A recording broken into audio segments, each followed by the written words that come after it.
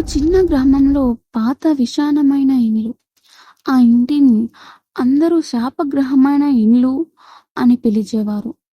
ఎందుకంటే ఆ ఇంట్లో ఎవరైనా ఒక్క రాత్రి కూడా గడిపితే వారు అదృశ్యమయ్యేవారు. ఒకరోజు నిశ్చయంగా ఏదైనా సత్యం ఉందా అని తెలుసుకోవడానికి మోహన్ అనే యువకుడు ఇంట్లో రాత్రి గడపాలి అని నిర్ణయించుకున్నాడు.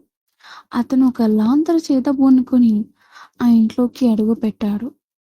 ఇంట్లో వెళ్ళగానే చల్లగాలి ఒక్కసారిగా వీచింది. గోడలపై పురాతన చిత్రాలు ఉన్నాయి. కానీ వాటిని అతను కన్ను వెంటాడుతున్నట్టు అనిపించాయి. అతను భయాన్ని చేతబూనుకొనే ముందుకు సాగాడు. మధ్యరాత్రి అకస్మాత్తుగా ఒక చప్పుడు వినిపించింది. మోహన్ వెనుక తిరిగి చూసేలోపు ఆ ఒక్క చీకటి ఆకారం పక్కన ప్రత్యక్షమైంది. అది మెల్లగా అతని వైపు వస్తూ భయంకరంగా నవ్వింది.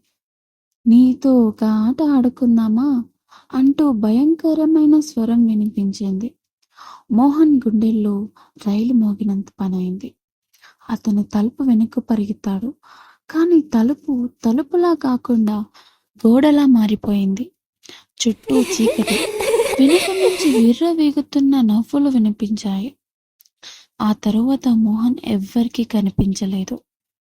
ఆ ఇంటి శాపం మళ్ళీ ఎవరికైనా తాకిందా? లేకుంటే మోహన్ ఆ ఇంటి ఆత్మగా మారిపోయాడా? ఎవ్వరికీ తెలీదు. ఈ కథ మీకు నచ్చిందా? మరిన్ని భయంకరమైన కథలు కావాలా?